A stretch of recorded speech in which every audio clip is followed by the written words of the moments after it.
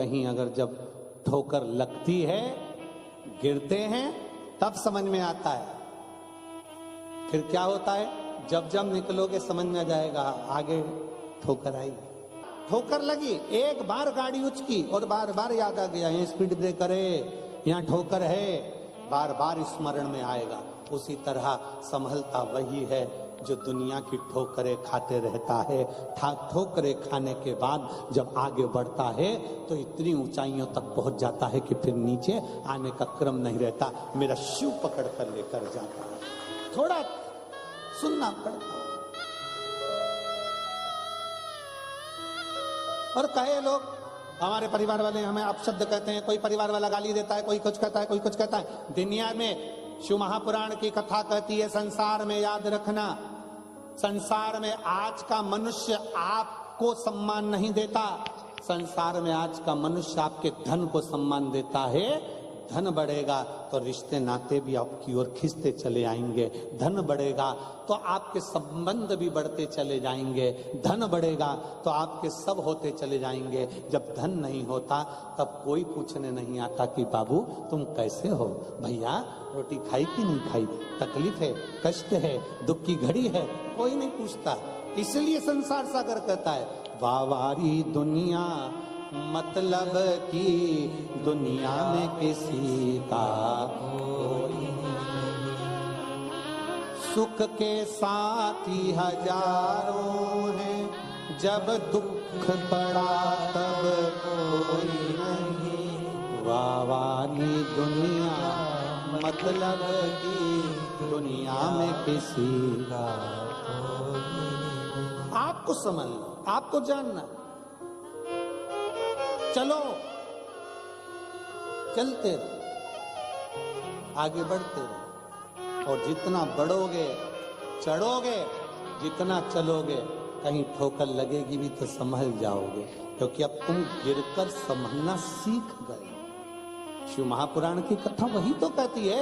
माता पार्वती जी अपनी बहुओं से कह देती है, जाओ अब भोजनशाला तुम संभालो, रसोई घर तुम संभालो, पकवान तुम बनाओ, मिठाई तुम बनाओ, सामान तुम बनाओ।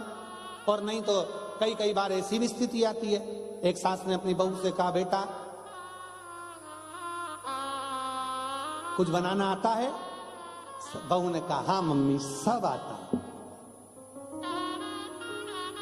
जा आइसक्रीम बना। और बहू गई, अपनी रेसिपी बुक निकाली, 43 नंबर का पेज रेसिपी बुक का निकाल के 2 लीटर दूध को धीरे धीरे आगी में तपाओ,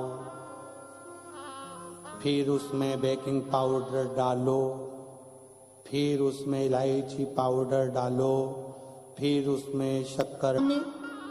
ये मंदिर के घंटे फ्रिज में कौन ने रखे? मम्मी मैंने रखे। क्यों? किताब में लिखा था 2 घंटे फ्रिज में रखो, कि मैंने रखे। सास माता ठोकी, अरियो वो जो तूने घोल तैयार करा था उसको फ्रिज में रखना था, और तू मंदिर के घंटे निकाल के फ्रिज में रखी आई।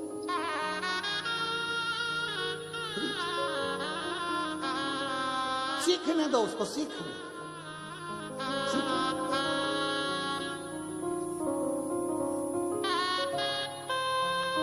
उसको सीखने दो, जितना वो सीखे। उसको चलने दो, जितना वो चले।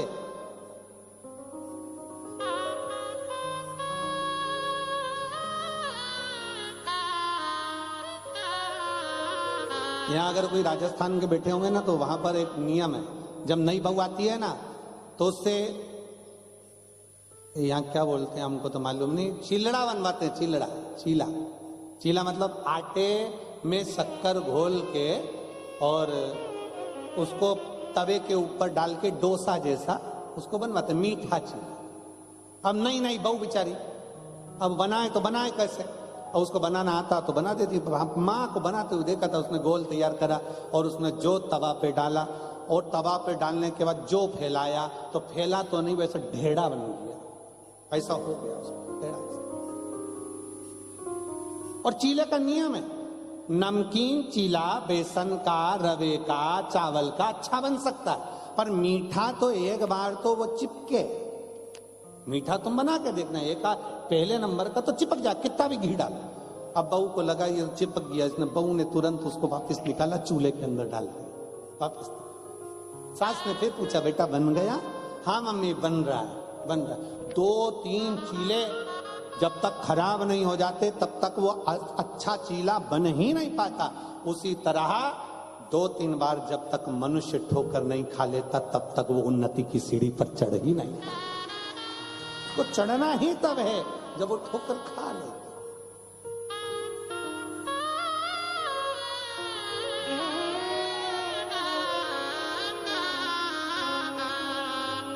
कई निंदा रस में डूबे हुए हैं, निंदा रस। राजा मुहूर्त की बहन इतनी निंदा में डूबती थी कि सब जगह पर जाकर वो विवाद उत्पन्न करा देती, झगड़ा करा देती, लड़ाई करा देती। राजा बड़ा परेशान था तो उसने अपनी बहन की शादी कर दी, अपनी बहन की शादी कर दी।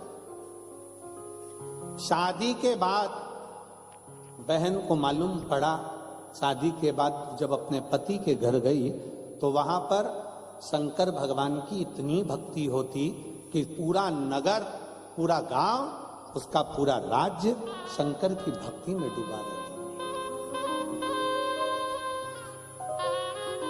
और शिव महापुराण की विद्येश्वर संहिता कहती है, सबकी निंदा करोगे चल जाएगा, पर शंकर की निंदा कभी नहीं चलेगी।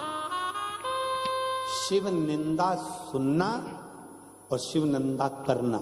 शिव महापुराण में वर्णन आता है कि देव ऋषि नारद काम पर विजय प्राप्त कर लिए थे तो उन्होंने जाकर भगवान नारायण से कह दिया था कि जिस देव को शंकर नहीं जीत पाए उस कामदेव को मैंने जीता है।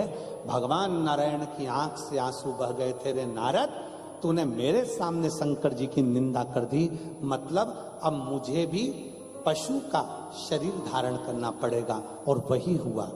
नारद शंकर की निंदा करने वाले को पशु का मुख लगता है और शंकर की निंदा सुनने वाले को पशु का मुख लगता है।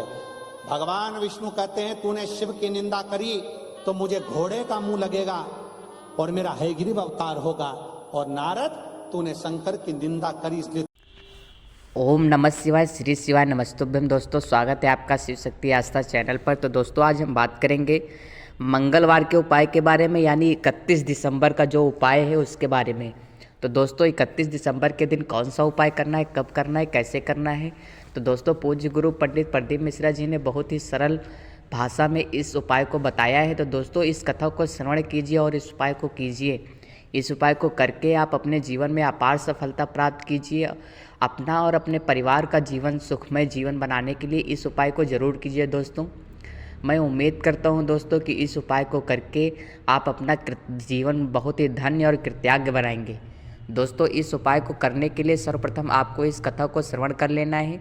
कथा को श्रवण करने के बाद पूज्य गुरु पंडित प्रदीप मिश्रा द्वारा बताए गए उपाय को उसी विधि द्वारा करिएगा, तभी यह उपाय सफल माना जाएगा। दोस्तों इस उपाय को करते समय कोई भी गलती ना कीजिए।